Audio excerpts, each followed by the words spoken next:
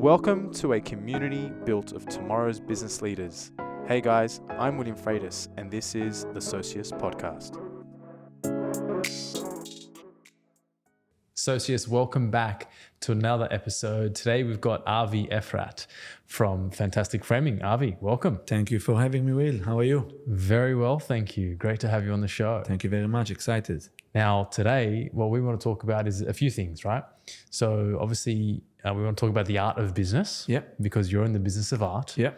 But I also know a little bit about your background, and I think it's quite an inspirational story and quite a great element for us to talk about. You were in the special forces in the army. So I was born and raised in Israel, and now the business is Fantastic Framing, and we have 10 stores across Australia. In the last 4 years, we grew up 70% every year. And I think part of the strengths that I got is that I've been in the special forces in Israel. You have to go to serve in the military for 3 years for boys and 2 years for girls. I went over there and I've been in the special forces, and I've been there for 4 years. It was a very long, journey. I was like, back as a kid, I liked sport, I liked soccer, I liked to socialize. But the army definitely changed who I am. And I think it's, you heard a few times my stories, about where I have been. But the process is amazing, and it's actually design your head to challenge if there is any problem. Yeah, and I guess that's what I want to dive into today, is to get an element of, firstly, what it's like to be in the special forces and how it has impacted your business journey. Yeah, because obviously being in Australia, we've got the luxury of not needing to go serve time in the military. And, many people wouldn't have had that experience. And I feel like that rigor and that experience that you had in the special forces was definitely a key testament to the amount of growth that you have had in your business, which is incredible. What you were saying, 70% year on year for the last 4 years. I think as well, lots of successful business people, when you talk to them, they've been in the army. I don't know, lots of podcasts that I'm listening or books that I'm reading. And what do you think it is? What's the secret ingredient? I think it's discipline, and lots of time many people are going as well a lot with their gut. And when you think about something, it needs to be your gut and your discipline and your focus.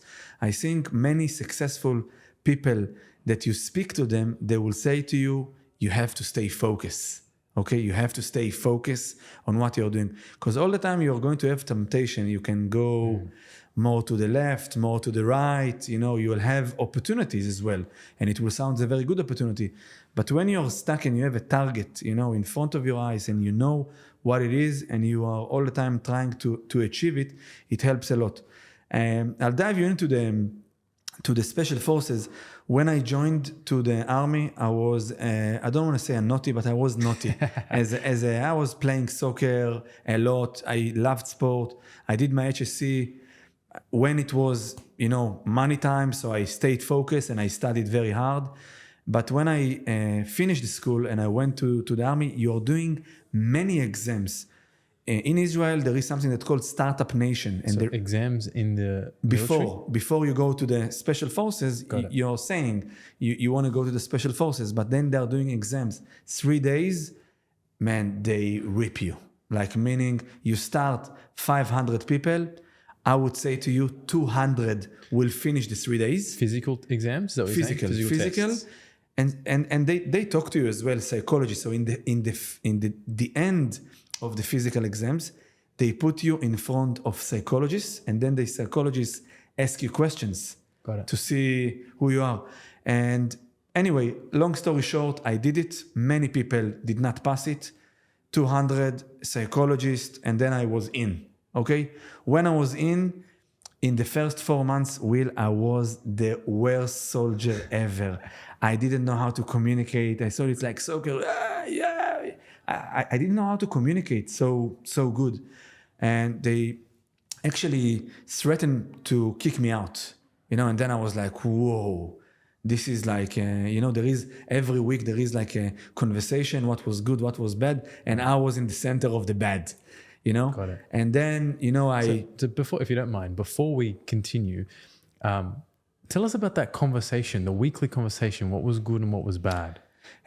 Look, they educate you to be a fighter, so they educate you 2 years, okay, almost 24 months to be a fighter. Those training is, in the beginning, they are basic, then they are taking you more to advance, and when I have been in those training in the beginning, I just didn't know how to behave socially. Yeah. In this. So is it something that the leaders of the special forces come together on a weekly basis with all of the soldiers, and they say, okay, you did well here and you didn't do well there? That's on a weekly basis. And the reason that you have to do it is that when you're going to an operation in the special forces, you need to have such a strong bond with your team and your commanders, because sometimes you can go to places that are far away, that if something is happen, you have to know what to do. Okay, you have to know what to do, and those things are extremely important. Now, when you go to the special forces, you start, 20 people, 30% to 35%, they will drop. They will drop because of physical condition. They will drop because they are not in a good social connection with all the rest of the team, Got it. And then after 2 years, then you start to go to an operation. So it's a very intense course. For example, I'll just give you a tip, okay? Yeah. Going to navigate. So, okay, here is the map. You have a mission to be in this point, this point, this point. Yeah. You need to walk in this night 35 Ks with 50% body weight on your. Right. So you need to study alone the route. The map is in your bag. You cannot open it. Okay, they put like a wrap around it that if you open it, they know that it's been open for emergency. Yeah. And then off you go alone, 35 Ks alone. And you need to remember, now it's not in the city. It's in mountains, and what you see, it's stars, trees, and mountains, and the moon. So you had to navigate with the stars as well? Some navigation, when it was very advanced, they said to us, you cannot use, any tool to know where is the north. Yeah. You have to do it with the stars. Wow. Was much more advanced, okay? Yeah. So you need to navigate 35 Ks alone, okay? Man, you're 19 years old, 20 years old. Yeah. On you, just water, some weight on you, just to make you a bit tougher. Yep. And it was after 4 months when they did it, and then I understand that, they are probably going to kick me. I said, I need to stay now back in the game. And when it kicked me in, then I actually become to be the best soldier. Got it. So then I become to be the deputy of the team. I helped my commando, and then they told me, look, Avi, we want you to be a commando as well. So what I can hear is there's a couple of things, right? And you mentioned initially that a lot of successful business people have been in the army, and you think that's predominantly discipline. And I can completely see that, but I can also see there's an element of, removing distractions. A couple of weeks I did an episode on setting goals and setting effective goals, and to achieve the outcome, you had to remove the distractions. Yeah. And I feel like when you're in the army, firstly, you are removing distractions. You're getting razor sharp focus on what the objective is. That you're going to be dealing with how to solve problems, navigate, but then be focused because you know what the consequences are. And I feel like that's what potentially brings you back to how to succeed in business. And as well in the army, they teach you about courage. Courage, smart, quiet, and attack, to learn how to attack. And I think this is where, a personality of someone from the army, that they have the courage, the discipline. This is what you need in business. How do they teach you courage? Tell me more about that. How they teach you the courage? It's a good question, but sometimes when they send you to operations, those operations are very smart, very creative. The reason I like art, because when you are going to operations, is that we study if, for example, I'm going to arrest someone that I know he's going to create a terror attack. Yeah, so I know it's going to happen. So I'm going to study everything about his house, how they build it, which room I'm going, which room the friend is going, which room is the other place is going. How do you go in? You need to go in quietly, because if you don't go in quietly, the whole place is going to hear it. But courage is as well to give ideas, you know. So you're sitting, you're doing brainstorm with people above you, and it's not about hierarchy, but you and the people above you. How can we attack it in the best way? And the result will be life-changing for people. So what I can hear is courage and teamwork. But it's interesting that you mentioned courage, because, you know, I was chatting to someone off air the other day, that I feel like a lot of successful business people are unhinged. You know, they almost have nothing to lose. Yeah. You know, there is no fear for them. They take risks and it just pays off. They just apply themselves, you know, and that is absolutely courage. Yeah. And maybe there's an element of that too, you know, the courage that you had to build up, or even probably, I mean, when you go into an operation, the risks of failing that operation versus failing a business. It's a different game. Risk. It's life. Yeah, it's life. Okay. And I have some stories that, you know, people got injured and people got, and it's not the best experience, you know. But I think as a whole, it makes you a much stronger person. And imagine you are now 22 years old. I was 21 and I had a team, you know, of around like 15 people. And when I was 22, I had 120 soldiers. So it's a very young age. So 22 years old, you were managing 120 soldiers. Yeah. late 22. So how do you get 120 soldiers? I mean, did you have smaller teams underneath you? Yes, definitely. Yeah. Because I mean, that's a skill in itself, right?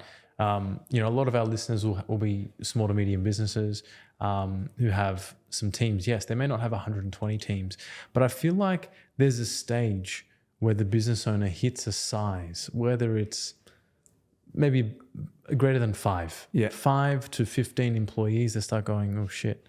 You know, they scratch their head. They're like, I'm working a lot more to manage my people and we're not making as much money as what we were. Yeah.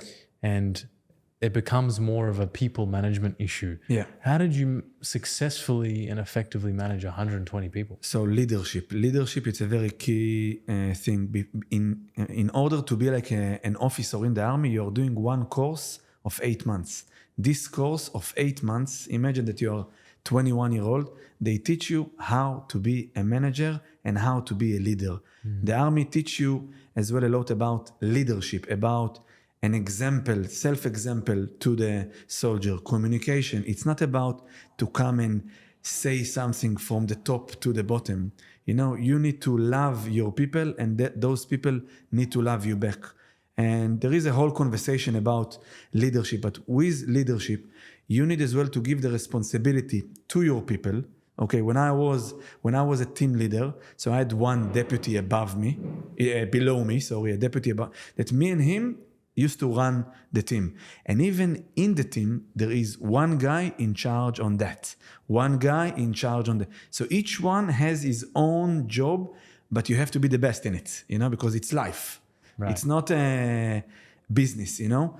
And then when you are promoted to be to another level, then again, so I was a team leader of 6 teams, but below me there was 6 team leaders, and those team leaders had 6 deputies, you know. But leadership is a very important thing in business, and in the more you give, the more you get, you know. It needs to be a bond.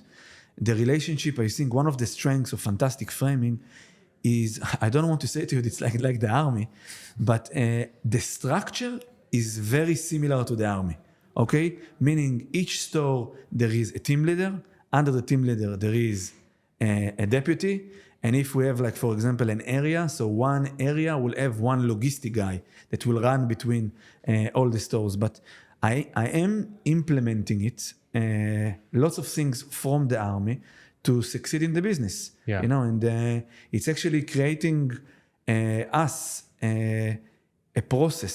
Army, Yeah. it's a process. If there is a problem, let's say so there is a problem in the operation, small, even in the training. Yeah. Okay, so they teach you how to investigate the problem and what is the solution. So your brain already, okay, there is a problem. This is the solution. This is the solution. Let's speak now to the whole team. It's the way that you approach a certain problem. Yeah. And that's what I can definitely see. And I want to go into, I guess, fantastic framing and then learn more about how it is that you've grown your business and, you know, the art of business. But to summarize, the Special Forces really gave you discipline, courage, the element of teamwork, the ability to problem solve. Yeah. And what I definitely hear is huge, which you've now implemented in your business, is the structure. Yeah, I think definitely. you could probably demonstrate that you set that up from day one. Yeah. The structure. Yeah. All the time. It was inside my soul, you know, the structure, the order, the process. You need to understand, sometimes we went to an operation, we would train 4 weeks for 1 night. So imagine the amount of detailed, okay, that you need to go into, okay? And the detail is very, very important. So detail is important, not so... lots of people, I think, they stop themselves that they are too perfectionist. What the army as well teach you is to execute. Listen to this very importantly. Many business people, when I see around me, you know, and I meet a lot of business people, they are too scared to execute because they are waiting for it to be perfect. I'm saying it the other way around. I'm saying, man, do it, execute. Oh, okay, I'm telling you now, it's going to be 93% right. Okay? Next time that you're going to execute, it's going to be 95%. Next time, nah, but don't hold back. Some people can hold back for 6 months. Yeah. Okay? Execute, you know, execute. And I think the Special Forces is like, guys, let's just go in. Okay? Yeah. Let's just go in. I think even you in saying when you're training for 4 weeks, you're almost executing for 4 weeks, right? Yeah. Like you're there practicing, trying to execute the objective for 4 weeks. Look, I think you're right. Perfectionism, something I deal with a lot, definitely. And, you know, the team definitely can appreciate that. I'll be like, oh, let's not release it until it's absolutely perfect. But it gets in the way. It absolutely gets in the way. And so, you know, I want to now jump into, you know, how it is that you've taken fantastic framing from year on year, 70% growth. And how big is the team now? 45 people. We have 45 people. We have 10 stores across Australia. We have 4 stores in Sydney, 4 stores in Melbourne, 2 stores in Brisbane. We are planning now to open another 3 stores this year. Amazing. We have plans as well to open one headquarters that from there you will distribute everything to the rest of the store. And I think the growth as well, first of all, the team is super strong. The team is an army team. Okay, it's very, very strong. And the bond of the leadership, it's very, very strong.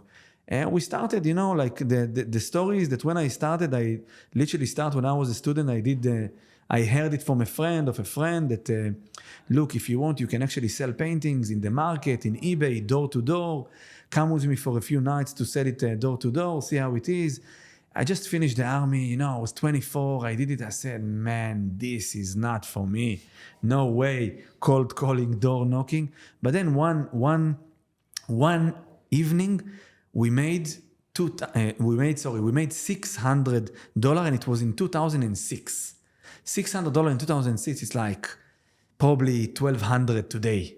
Okay, one day, you know, one night. I said, man, this is wow. The client is happy. I am happy. Everybody is happy. I said, wow, there is a potential. And then I said, okay, let's do it again.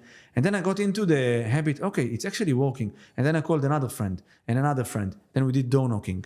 We did eBay. We did, you know, markets, you know. Door knocking was very big for me. And I actually learned a lot from door knocking, from the cold call. I knew lots of time, you know, many people go all the time with the emotion for the decision. When you are going to door knocking, it's impossible to go with your gut feeling because it's starting to be as well a number play. Okay, you start, you know, 100 people, 1, 2, 3 or 4 will be interested. This is the probability. You know, some people will buy 1, some people will buy 5, some people will buy 10. Then I did it again and again, 1 friend, 2 friends, 1 team. I've been a team leader again, like the army. let's go. 5 people, let's do this. We're going to an area, here, area there. 2 teams, 3 teams, 4 teams. It was already 10 teams across Australia traveling. And what I like about it is it's not, I mean, not to put the industry down in a way, but it's not like it's a completely innovative new industry, right? Framing has been around for a long time. Long time, yeah. It's been around for a long time. People have been framing artwork for centuries, Definitely. And what you're doing is very similar to what others are doing, but you're doing it differently. Yeah. You're doing it with a little bit more execution, a little bit more energy, a little bit more passion. And remember, it was a recession, 2007, 2008. And it was basically one of my strongest years. Recession. And the thing is that, after people were buying so many paintings, they said, hey, can I frame it? And I said, look, I can refer you to someone, and then, hey, we can do it, And then we started mobile picture framing, that we sold the paintings, and then we did the framing, and then we do the hanging. So we gave like a white glove service to people. And then, can we come to you? And then it was 1 mobile framing, 2 mobile framing, 3 mobile framing. Like we had 1 van. It was like a lot of logistics, with it. Yeah. And it was a very good ride. And then people, can we come? And then the framing slowly become much more than the painting. And this is the evolution, of fantastic framing. And I think as well, part of the growth of the people that I'm giving a lot of capital to my employees. And I think this is a big thing. Yeah, so it's like shared ownership, right? Yeah, shared ownership. Some of the stores, they are fully owned with fantastic framing. But if, for example, we have one guy very motivated, want to grow, very ambitious, so I am in the same game, let's do it. Let's do it together, And then when we open a new store, I'm giving all the facilities at the background, all the security, and then it's very young people, 26, 27, 30, that they can actually have the courage. I give them the courage. You want to do it? You give them the tools, don't you? And the tools, yeah. They don't. I didn't have these tools. Yeah. When I was 26, 27, I wish I would meet someone like me. Yeah. Like I wish, same boat. Yeah. But I'm giving it to them. I'm educating them. I'm educating as well for life. I'm educating as well that when you earn money, where to invest the money. How to invest the money. And I think, people that are getting it in my team, that are getting it to be a shareholder in one of the stores. So they keep working in one location. Yeah. But when we open a new location, so he's a shareholder in the next location. So he's fully motivated. I'm fully motivated. I don't have all the pressure is only on me. Yeah. They are earning more. I am earning more. Yeah. Look, so, I wholeheartedly subscribe to the same idea and the same notion. I think it is so archaic to feel like you're going to build a business or a company that is solely owned by one person, and they're going to drive it like this is the industrialization age or something, like big believer of that common ownership culture, ownership culture, because I think it is super overwhelming for someone to think about that they're going to just do it themselves. Yeah. The sum of 2 is much better than just one on its own. 100%. And having that drive from your team is what takes you to the next level. Definitely. And I will tell you as well this way. Sometimes I'm telling you, if you are going to be number 2 or number 3 in Facebook, what does it matter if you're number 1 or number 3? Does it matter? No, you're working in a very successful organization. You're successful. Number 5 is successful. Number 2 is successful. Number 1, you grow together. You grow together, and the more they grow, the more I grow. Now, the thing as well that why we grow so much, why?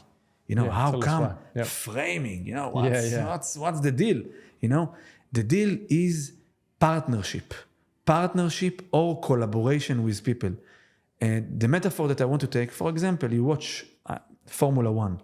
You see the driver. The driver have one logo here, one logo there, one logo there, one logo there. There is so many logos, around, it's partnership. And we partner with many, many artists that when we are making a sell, so for example, if someone art for something, so for the listener to know, art, it's a huge world. It's like food. Yeah. The art of food and the art of art. It's huge, okay? And the more I don't want to say that younger people don't buy art, younger people as well, but for me personally, the more I love art, okay? The more I grow, the more I understand it and appreciate it more. But when we partner, for example, with artists, hey, you're selling your art in your website. There is no option for a frame. Then the guys are, the customers buying it from you, take it home, and then they go to their local framer. And then the local framer is 3 weeks, 4 weeks, 5 weeks. And then it can be someone cranky, someone, that doesn't like it. The experience is not so good. So let's make it one-stop shop. Let us be your Amazon. We will fulfill your order. If there is a sale in your website, we will give you 40% of the sale. We just give it to you, and then suddenly there is an artist selling, I'm just giving an example, 80 artworks, 60 artworks, 40 artworks, 200 artworks, okay? And then they're getting 40% from the framing. We are doing all the shipping, so they are saving on the shipping. So they're reducing their cost. Yeah. They are making a new income from it. And the conversion rate, it's become much better because if you're now buying an artwork, 1,500, 200, hi Will, I'm calling you on behalf of George Hall. I'm just giving you an example of a very famous artist.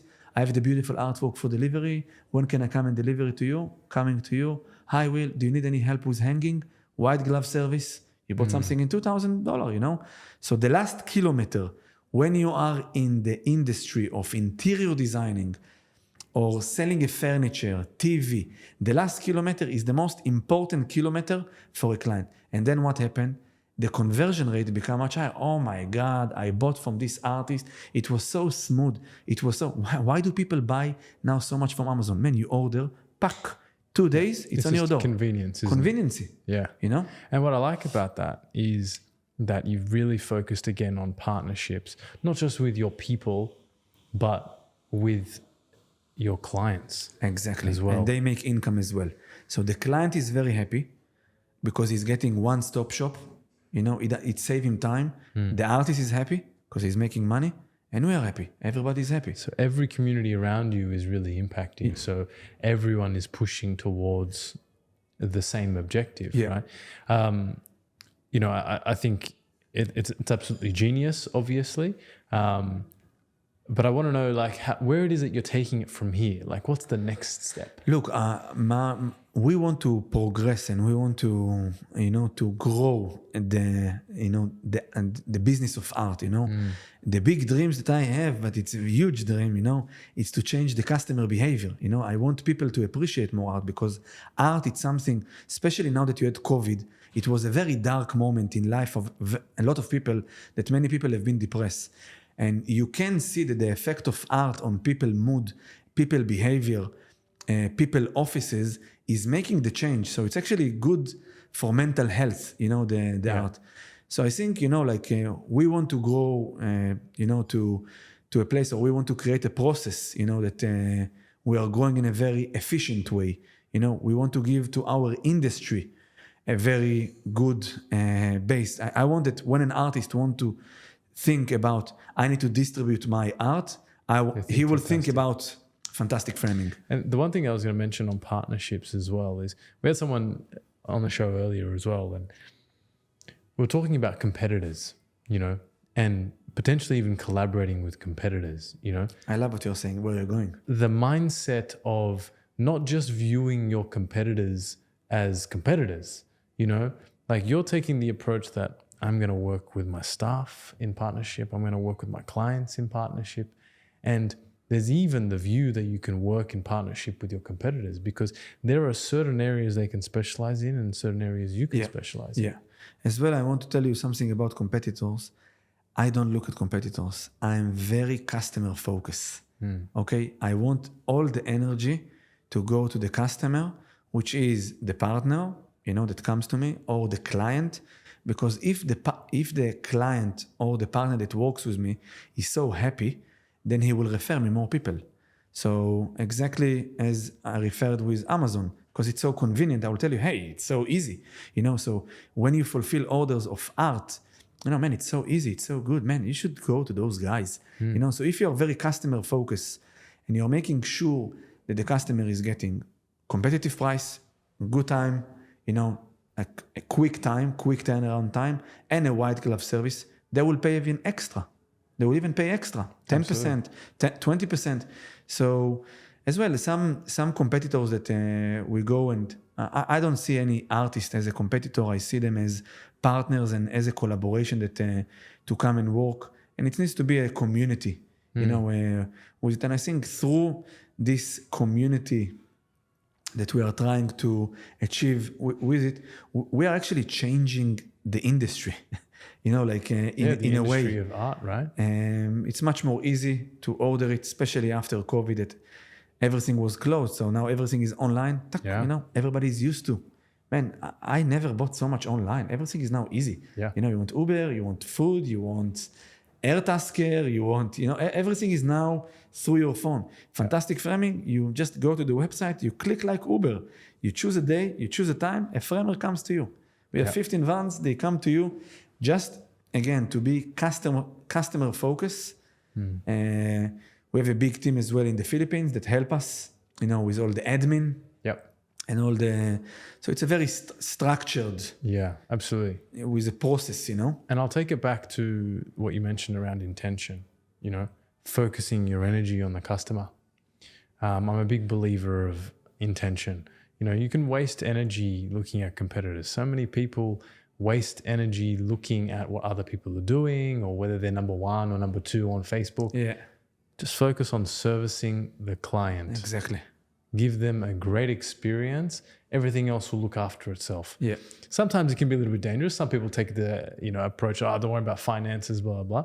But I think if you always have the right intention, your team, the people around you will all service the shared customer in the right direction and share them and I guess really look after them to the best of their ability. Yeah, because referral, you know, people talk about, you know, like any customer that you speak, there is a community around him of 20 close people, 40 close people. He will speak about you. You know, he will speak about you. So make sure the client is super happy. You know, remember his name. You know, remember the dog name. Remember the child.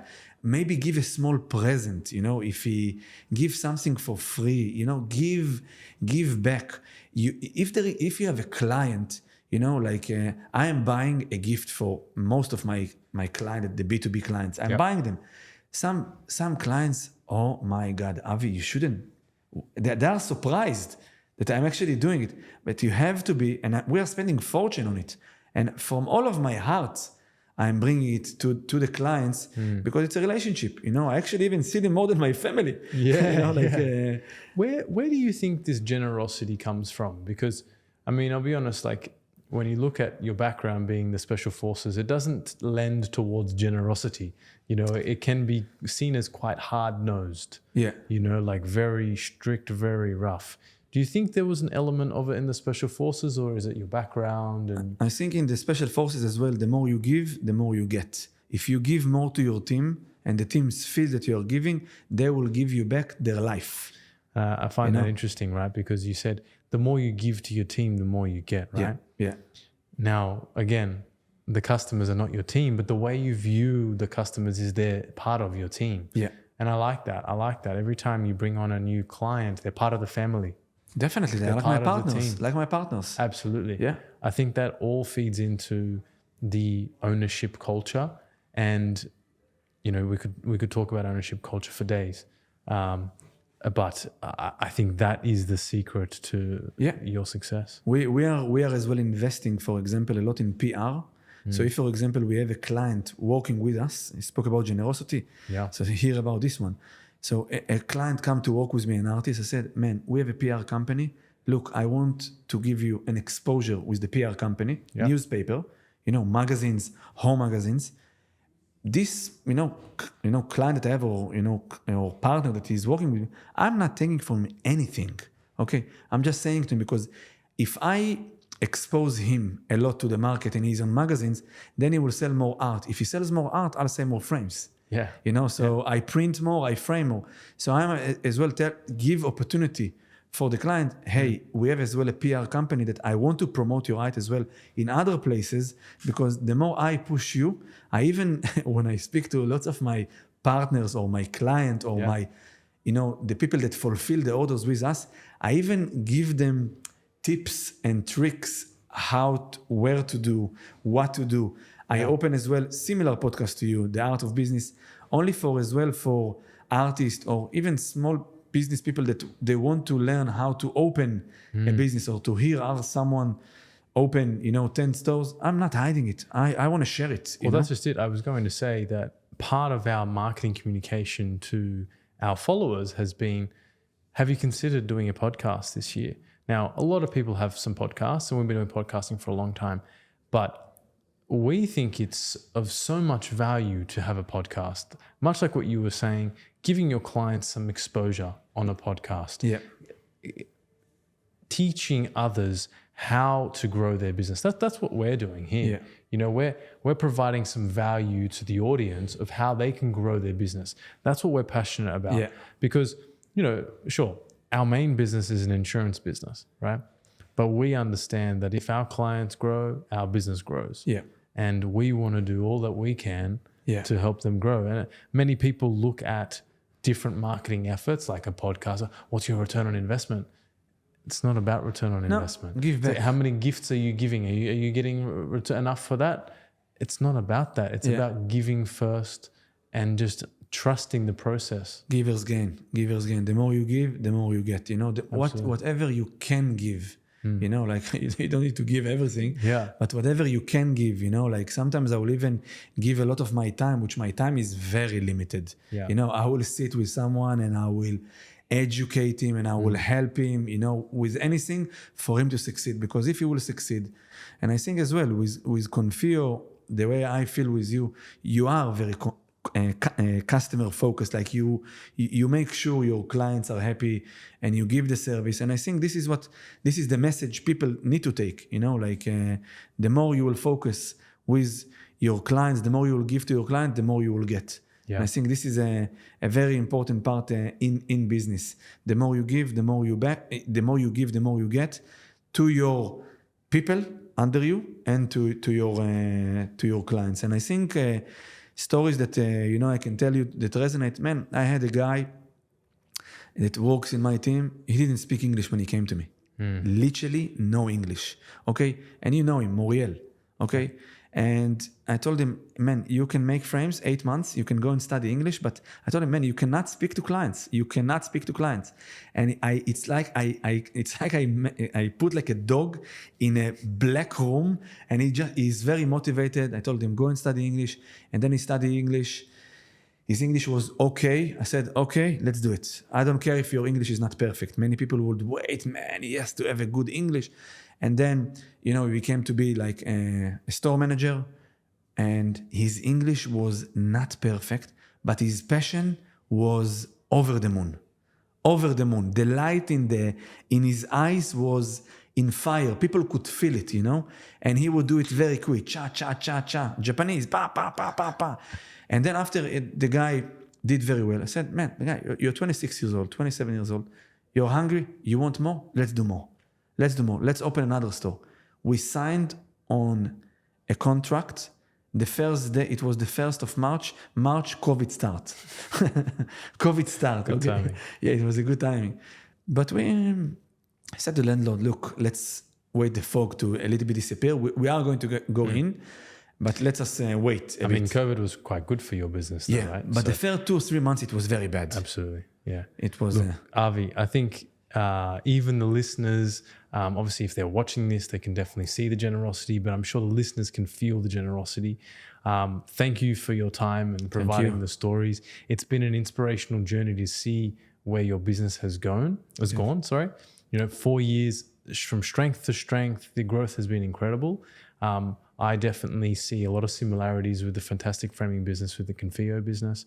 And it is something that I wanted to share with the Socius community, because I want more people to buy into that culture. I want more people to grow their businesses. And so for that, thank you. Thank you. And I want to say as well about Confio Insurance that you gave us a lot of confidence.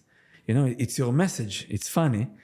But before, I had like 10 cars. I need to insure 10 cars. So 10 different policies. I need to insure the business. And I was like all over the place, And then when I met you, you just free a lot of time in my year. Meaning, you have one meeting, everything is packed in. And I think the process, what I spoke about the growth, I think you're part of the process, of the giving me the confidence that if something happen, I'm basically protected. Sometimes I even told you this, that sometimes I actually forgot to pay. Not that I didn't want to, but I just misplaced, because I have so many policies, so many stores, so many things running around. But I think part of our success as well is, being as well with you. You gave us a lot of confidence. I know that I have my back secured. And if you don't have a feeling of security, you have more anxiety, which is not so good, And I think I want to thank you as well for the time here in the podcast. And appreciate it. And I think as well, part of our growth is that you gave us as well the confidence. And I want as well that your community, if it's someone that's starting the business, when you met me, I think we have been 2 stores or 3 stores. Correct me if I'm wrong. Yeah, something like this. And now we are 10 stores, 45 people. And every time I'm sending you an email, hey, Will, it's a new store, be ready. Yeah. And thank you for that. And thank you for having me in this podcast. Thank you. And I imagine people want to reach out to you. How can they find you? There's also the Art of Business podcast. The Art of Business podcast, which is amazing. Social media, the Instagram, the back scene, and 10 stores, just Google Fantastic Framing and we will be there. Perfect. Avi, thank you for coming on the show. Thank you very much for having me. Associates, thank you for joining us today. Please hit the subscribe button if you've enjoyed this episode. And if you'd like to be part of the Associates community, follow us on Instagram, Facebook, and LinkedIn to stay in touch. Cheers.